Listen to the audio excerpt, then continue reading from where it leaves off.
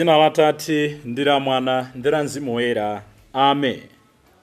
Lero abale ndi alongo ndi Lamulungu Loyamba la nyengo ya Lenti. Afuna tikumbutse kuti kuyesedwa ndi gawo limodzi la moyo. Titati tibwerekere mawu a Uthenga Wabwino tikawerenga Luka 17. Ambuye Yesu amanena kuti inde zolepheretsa m'moyo muno sizingalephere, koma tsoka obwera nazoyo. Lero tiona Ambuye Yesu amene adalimbana ndi Satana ndi kumgonjetsa ndi kumpambana.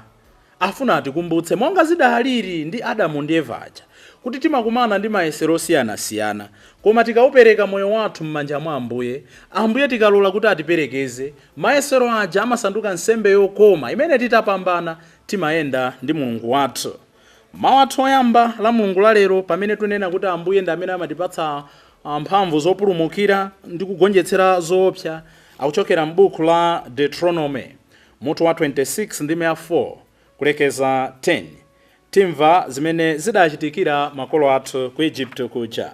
Amene akutiwerengera mawu oyamba ndi Mr. Elton Kagwa, administrator pa Tiyankhuleni Ambuye, kuchokera ku Maria mthandizi wa Khristu Mtandire Parish mu Archdiocese ya Lilongwe.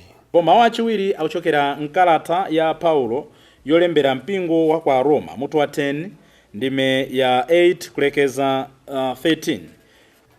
Amene akutiwerengera mawu achiwiri ndi Mayi Tina Kandodo, administrator pa Tiyankhuleni Ambuye, kuchokera ku Our Lady of Africa Maula Cathedral mu Archdiocese ya Lilongwe. Uthenga Wabwino ndi monga adalembera Luka oyera mutu wa 4 ndime ya 1 kulekeza 13. Amene akutiwerengera mawu a Uthenga Wabwino komanso kutigawira mawu ndi Reverend Father Francis Damaseke, kuchokera mu Archdiocese ya Lilongwe. Tiyeniso abale ndi alongo tisinkhesinkhe limodzi. Mawu oyamba. Mose akumbutsa Aisraeli za kuyamika Mulungu chifukwa iye adawapulumutsa nawapatsa dziko labwino. Ifenso timuthokoze Mulungu chifukwa cha ntchito zake zotipulumutsa. Mawu a m'buku la DEUTRONOMO. Mose adauza anthu ake kuti wansembe ndiye amene adzakulandireni dengu la zopereka zanu za masika ndi kuliika patsogolo la guwa la Chauta Mulungu wanu. Tsono pamaso pa Chauta Mulungu wanu muzidzanena kuti kholo langa linali Lachiaramu, munthu wongoyendayenda, amene adapita ku Igupto ndi banja lake nakakhala kumeneko. Popita kumeneko anthuwo adali ochepa, koma pambuyo pake adachuluka nasanduka mtundu waukulu ndi wamphamvu. Aigupto adatichitira zankhanza ndi kutizunza potigwiritsa ntchito mwa ukapolo. Pamenepo ife tidalirira Chauta, Mulungu wa makolo athu, kuti atithandize. Iyeyo adatimva ndipo adaona kusauka kwathu, ntchito yolemetsa imene iwo aja ankatigwiritsa ndiponso moyo wathu wopsinjidwawo. Mwa mphamvu zake zazikulu ndiponso ndi dzanja lake lotambalitsa, Chauta adatitulutsa ku Igupto. Padaoneka zozizwitsa ndi zizindikiro, ndipo padachitika zinthu zoopsa zambiri. Potsiriza adatifikitsa kuno natipatsa dziko lino, dziko la mwanali lenji. Motero tsopano ndikubwera kwa Chauta ndi gawo la zokolola zoyamba za dziko limene wandipatsa. Apo mutatula pansi dengulo pamaso pa Mulungu, mumpembedze pomwepo. Mawu a Ambuye. Tithokoze Mulungu. Mawu ankalata ya Paulo woyera kwa Roma. Abale, kodi nanga malembo akuti chiyani? Akuti mawu sali nawe kutali, ali pakamwa pako ndiponso mu mtima mwako. Amenewo ndiwo mawu achikhulupiriro amene timawalalika. Ngati uvomereza ndi pakamwa pako kuti Yesu ndi Ambuye ndipo ukhulupirira mu mtima mwako kuti Mulungu adamuukitsa kwa akufa, udzapulumuka. Chifukwa munthu amati akakhulupirira ndi mtima wake, amapezeka wolungama pamaso pa Mulungu, ndipo amati akavomereza chikhulupiriro chakecho ndi pakamwa pake, amapulumuka. Paja malembo akuti, munthu aliyense okhulupirira iye sadzachita manyazi. Choncho palibe kusiyana pakati pa Ayuda ndi anthu a mitundu ina, pakuti Mulungu ndiye Ambuye a onse, ndipo amadalitsa molowa manja onse otama dzina lake mopemba. Ndi monga momwe mawu a Mulungu anenera kuti, aliyense amene adzatama dzina la Ambuye mopemba adzapulumuka. Mawu a Ambuye. Tithokoze Mulungu. Ambuye akhale nanu. Mawu mu Uthenga Wabwino monga adalembera Luka oyera. Ulemu kwa inu Ambuye.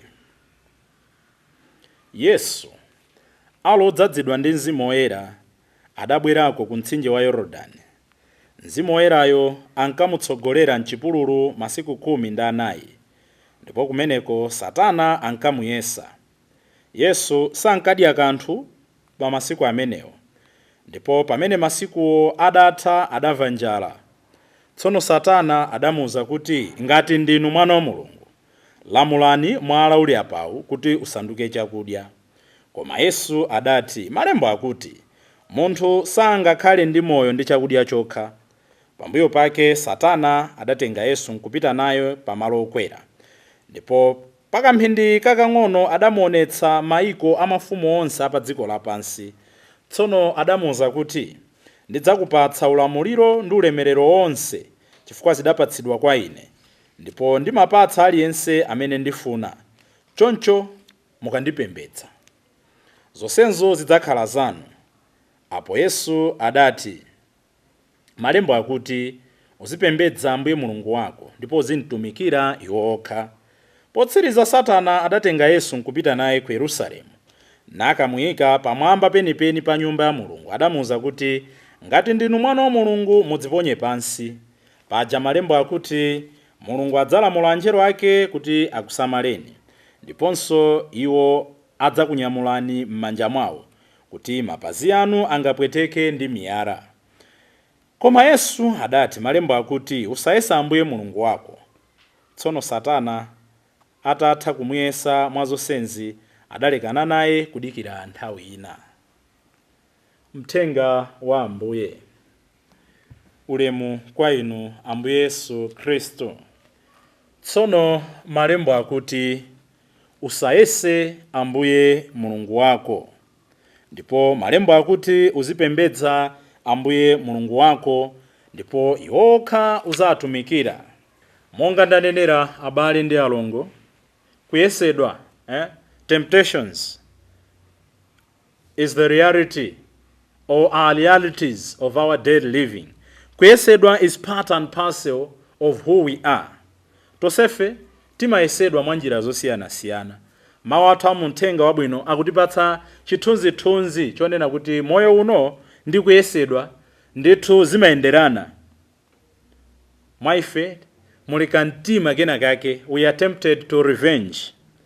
We are tempted kunama pena pake kuti ndi mmene zilile apo ntangonena zakuti ndipulumuka. We are tempted to exaggerate things, kuti ka umatha kupempherera anthu nkumadalitsa, nthawi zina anthu amafuna kuonjezera zinthu ndi kutsendera mawu nkusintha nkumachita kunjenjemera. These are part of temptations. We are tempted nthawi zina kusinjirira mbiri ya anthu ena kuti ioneke yolakwika. Amene ojando abotsa, amene ojando odzikonda, amene ojando odzienereza. Mwa ife muli ka temptation kena kake kofuna kuchita matama ena ake kuti anthu adziwe kuti izi zatheka chifukwa cha ine. Temptation is our daily experience and the reality of life. So makolo athu ayambirira eni Adamu ndi Eva, tikuona kuti nawonso adayesedwa. Mulungu adawalenga kuti akhale ngati iwo, and he gave them power to dominate chilichonse chimene chidalengedwacho. Koma Satana tikumbukire kuti amabwera kwa ife at our lowest moment and in our weakest area. That's the problem of the devil.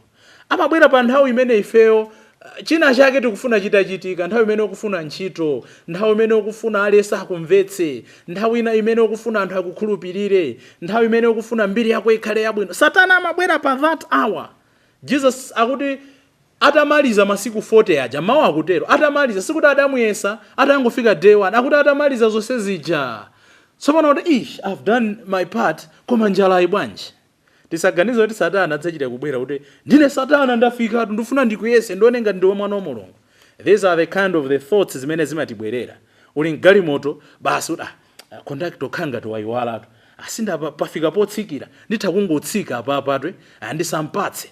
Naiso conductor mbali nayo akuyangana wina amaya wawa andipatsa 5 pini, I think change yawo 2 pini ukhanga tayiwala. We are tempted pali ponse aliyense kumaganiza vuto lake ndikumaganiza china chake chimene ufuna uomboke. That's where the devil would come and propose things to us. Kuopsa kwa Satana ndikonena kuti choyambirira chimene amachita mmoyo mwathu akamati yesa amabweretsa doubt. Mukumbukire kuti Ambuye adapita mchipululu atangochoka mu mtsinje wa Yorodani, mmene akubatizika kuthambo kudatseguka namveka mawu, uyu ndiye mwana wanga wokondeka ndimakondwera naye, iwe ndiwe mwana wanga wokondeka. Nthawi yomweyo atapita mchipululu muja ati the devil adafuna Ambuye ayiwale zimene zija, mkonena kuti if you are the son of God, if ngati ndiwe, yete Ambuye wauzidwa kale kuti ndine mwana wa Mulungu. Koma Satana amafuna akayike kuti kodi akuona akupheketsa eti. Ndi zimene Satana amachita, akafuna kuti tilakwe, akafuna kuti tigwe, amabweretsa doubt in us. Anthu papalishi panotu bambo ukhanga takuyiwalani kuti ndinu bambo fumu, taonetseni ndiwo madzuka waukali to prove yourself that you are parish priests. Kungoyamba from nowhere, bambo fumu ndine papalishi pa. Kuti bambo nkhani yachokera kuti is the devil tempting you? Musayiwale tukutolamulira ndife, musayiwale kuti boma ndifeyo, titha kukuonetsani kuti boma ndichani. Nkhani yokuchokera kuti sakudziwa kuti boma ndi ndani. Is the devil tempting you to abuse power? Tosefe tili ndika power kena kake kamene Satana amafuna tikapanga abuse. Kandi wako aya umayimba keyboard ndiwe, ne Satana amafuna upange abuse that gift. Basi kupita dala ku training mochedwa, wina akayankhula unyanyale kwa yaivute. If you are the son of God, choyamba is doubting. Ndangati anthu akutopsa ndi chikhulupiriro chanu kuti mukayikire kuti ukatolika mmapanga zeni. Kukatolika this and that. Kena kwedu mambo kayiki. Koma zija timapanga dizija ndi zeni. The same doubt he creates in us. Nde makolo athu ayambiriraja Eva ankaganiza kuti she can enter a dialogue with the devil mkupambana. Satana komutatani. It's only Jesus. Amene Satana akabweretsa manipulation, Jesus amabweretsa explanation. No matter what you can do, don't argue, don't dialogue with the devil. Ngakhala Ambuye omwewo idafika limit. Amata akanena ichi, Ambuye kuyankha ichi. Akanena ichi, Ambuye kuyankha ichi. Final adamuza kuti choka Satana, choka ndiyerekezi. There is a time yonena kuti you can't discuss and dialogue with the devil. Koma ambiri timafuna basi kuti zinthu zina zoti you don't have to discuss. Yes, contact and dialogue is most important. Koma kuti zinthu zina in life you don't have to discuss. Ndiwe nkatolika, chikhristu chako udachimvetsa, chikhristu chako umachikonda, chikhristu chako umachinyadira, chikhristu chako umachimva kukoma. There is no way uyambe kulimbana ndi amipingo ina kuti akatolika simudziwa ubatizo, akatolika zakuti. It's just the devil afuna kupotoze. Don't enter a dialogue with the devil. Kuti zinthu zina kandi no anzathu handale, kandi a president, kandi no anduna, mukuchita dziwa kuti akupanga katangale ndi uyu. There is no way mkanene tikambirane kaye, tione kuti akhotane nazotani, pamene patipanga zota, tachezera, chilandire democracy, tikungozungulira. It's time to act and call a spade a spade. Don't dialogue, don't enter an argument with the devil. Just act and do the needful. Ndipo chachitatu chimene mayesero Ambuye Yesu afuna tuonetse, ndanena kuti tosefe timayesedwa njira zosiyana. Ndichonena kuti not everybody who quotes the Bible is the child of God. Sali Yesu amene akugwiritsa ntchito malemba oyera amene timkhulupirire kuti ni mwana wa Mulungu. Satana nayenso amagwiritsa ntchito the Bible. Amatenga mavesi malembo akuti Ambuye Yesu amamuza kuti simudamvetse malembo akunena izi. Ndanthu angati amabwera kwa ife kuti tizipikisana za malembo oyera. Zakudya zeni ndi malembo amatere. Zovala zeni ndi tsiku lopemphera ndi. Koma ife ndiye kupemphera kweni. Machitidwe Don't waste your time answering the question why. Why do you pray like this? Why do you eat this? Why don't you do this? Why this? In this Lenten season, nthawi yanu muchedwe ndi kuyankha funso nena kuti how am I living my faith? How am I performing? Am I pleasing God? Satana amafuna kuti tigwiritse ntchito udyo mphamvu zimene tili nazo. Pogwiritsa ntchito malembo oyera molakwika, nde tikumbukire la Mulungu la 7 pachaka tidaona nkhani ya Davide amene sadafune kupha Saulo. Koma padali mkulu wina Abishai amene anali amekomanda wake amene amafuna Davide alakwe pomuza kuti ndipita ndine ndikabaye. Davide anakana kugwiritsa ntchito mphamvu zake molakwika. Satana lero ali pakati pathu kuti tigwiritse ntchito mphamvu molakwika. Ndipo mphamvu imodzi kwa ife amene timazitchula atumiki a Mulungu ndi the desire to show miracles to the world, to demonstrate your power. Every miracle imene imachitika to demonstrate your power. Mudziwe kunena kuti sizochokera kwa Mulungu. Because miracle iliyonse imenera kuti iwatengere anthu faith in God. Koma ambiri tikayang'ana zozizwitsa zimene timapanga, timafuna kupanga promote mayina athu. Ndipo cha number 4, don't face the devil alone. Eve komanso Adam adafuna kumane naye Satana yekha. Jesus always appealed to the Father. Satana akanena zakuti amati malembo akuti malembo otu nda Mulungu. Usapembedze Mulungu wina koma ine ndekha. So Jesus always faced the devil akupanga appeal to the voice and the will of the Father. Ambiri mwa ife, we want to face the devil alone. Sitingapambane. Don't face it alone. Appeal to the Father. Pray always. Ndipo chachisanu, nature ya temptations ndi makamba mobwereza. Ndionena kuti makupeza pena paliponse. Adam and Eva, they had everything. Anali munda wa Eden. And malembo oyera kungotchula kuti Eden, it's a representation of quality life, joy, everything that we may think of. Koma they were tempted. Ambuye Yesu adayesedwa ali ndi njala, ali ndi ludzu, ali mchipululu, dziko lowuma, dziko lopanda madzi, adayesedwanso. Abwana mulipo mutha kuyesedwa. Chuma mulicho, magalimoto muli nawopo, Satana atha kuyesani. Nzanga olira iwe, Satana atha kukuyesa nkulira kwakoko.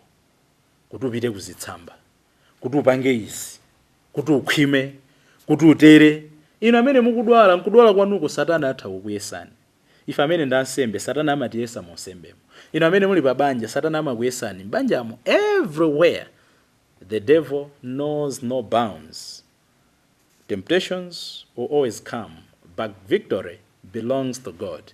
Choncho, Ambuye Yesu lero akutionetsa kuti pamene tiyesedwa nde umunthuwo. Koma, let us not face the devil alone. Tipange appeal to the authority of the Father. Chifukwa iyeyo ndi amene amatipatsa mphamvu zopulumukira ndi kugonjetsera zoyipa. Chotsirizira, akuti atamuyesayesa ataona kuti sindiphula kanthu, Satana adamusiya. Koma kumusiya uku sikutanthauza kuti udani watha. Amanena kuti victory doesn't mean ending enmity. Ukamenya anzako lero sizimatanthauza kuti chidani chatha. Amakhala mwina ukadzikonzekeraso. Izi tinazoona kuti Satana atamuyesa Ambuye mchipululu anali kubwera mwa njira zosiyana-siyana. Kumamuyesa mwa njira zosiyana-siyana. Nthawi ina anadzera kwa Petro, ataona kuti uyo akafika ku Yerusalemu, munene kuti zimene zisachitike kwa inu. Nthawi ina even ali m'munda mwa Getsemani, anamuzota tatulutsa lipanga, senga khutu, cholinga zioneke kuti basi. Koma Ambuye Yesu nthawi zonse amati choka pita kumbuyo kwanga Satana. Samanena kuti pita choka, iwe bweza lupanga lako mchimake. Ukufuna ndisachite kufuna kwa Atate. So always, even anatenganso ngakhale nkumuyikirira munthu amene khutu linadulidwa. The point is, Satana akasiyana nafe lero, tisone ngati wathana nafe. amabwera mwa njira zosiyana-siyana. Ndeti zikhala vigilant always, because the devil is always happy to fight with us. Amene tili ndi good reputation, amene tili ndi banja labwino, amene tikuyesetsa kutumiki, amene tikuyesetsa kuti udindo wathu tizogwiritsa ntchito. Satana amatipeza kuti tipotoze. Ambuye tithandizeni tsiku la lero kuti podalira inu nokha ndi mawu anu tigonjetse Satana amene amabwera njira zosiyana-siyana. Dzina la Atate ndi la Mwana ndi la Mzimu Woyera. Amen.